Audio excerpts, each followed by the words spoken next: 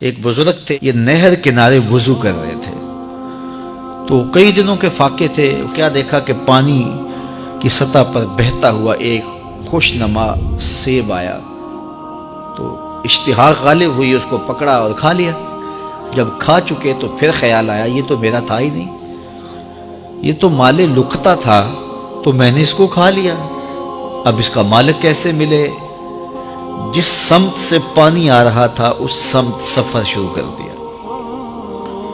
کئی دنوں کی مسافت کے بعد دیکھا کہ ایک باغ ہے جس کی شاخیں اس پانی کی طرف لٹک رہی ہیں۔ سمجھ گئے کہ یہیں سے گرا ہوگا اور میں نے کھا لیا۔ خیر باغ میں پہنچے، مالک سے ملے، کہا کہ یوں میں نے ایک سیب کھا لیا ہے اور میرا غالب گمان یہ ہے کہ اس باغ کا وہ سیب تھا، تو میں معافی مانگنے آیا ہوں، یا پھر بتائیں کہ اس کا ہرجانہ کیا ہوگا۔ جب مالک باغ نے یہ بات سنی، وہ بھی صاحب نظر تھے، سمجھ گئے یہ تو کوئی در یگانہ ہے، یہ تو کوئی گوہر یکتا ہے، تو تیور بدل لیے۔ کہا ایسے تو نہیں معافی ملے گی۔ کہا حضرت کیسے ملے گی؟ کہا 12 سال تک میرے باغ کی گوڈی کرنا پڑے گی۔ اللہ اکبر، اور ایک شرط اس کے علاوہ ہوگی۔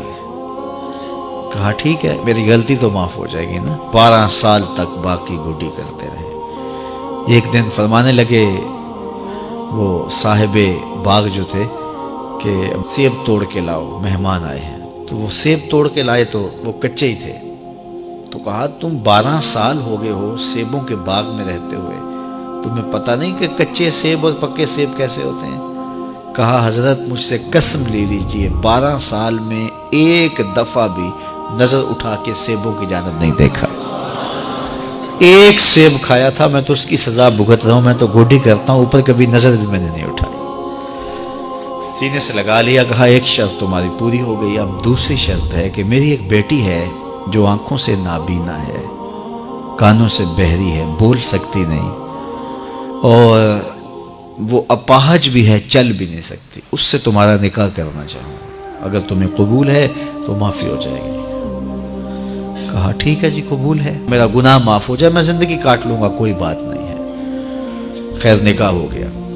کہا کہ یہ کمرہ ہے، یہاں آپ کی زوجہ آپ کی منتظر ہے۔ جب وہاں گئے تو ایک خوبرو دوشیزہ منتظر تھی، تو فوراً پلٹے کہ میں غلطی سے کسی اور کمرے میں آ گیا ہوں۔ پلٹتے ہوئے دروازے کی چوگاٹ سے سر پھٹ گیا، خون بہنے لگا۔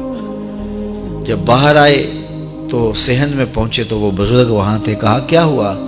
کہ حضرت ایک غلطی کی سزا اتنی کاٹی، اب کہیں دوسری غلطی نہ ہو جائے۔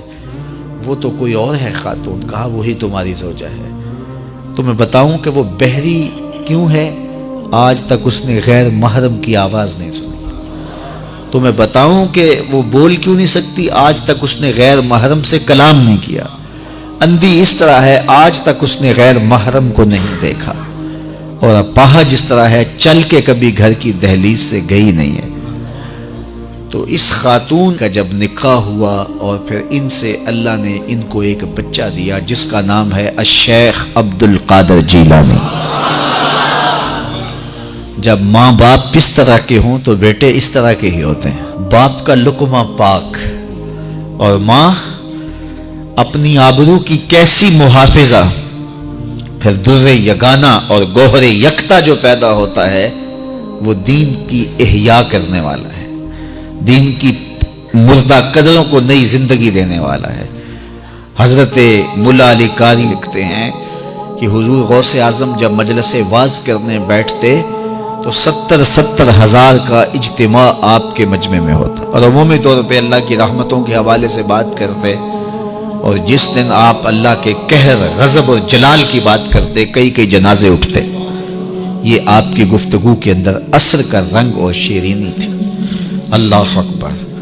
تو باپ دیکھیے کہ رزق کے معاملے میں کتنا محتاط ہے، اور ماں دیکھیے اپنی عصمت کی کتنی حفاظت کرنے والی ہے۔ مائیں بچوں کی تربیت کرتی ہیں، ماؤں کے ذریعے سے پاکیزہ صفت بچے جنم لیتے ہیں، تو لہٰذا ماؤں کو اچھی تربیت کا حامل ہونا چاہیے تاکہ وہ آگے اچھی تربیت خود کر سکے۔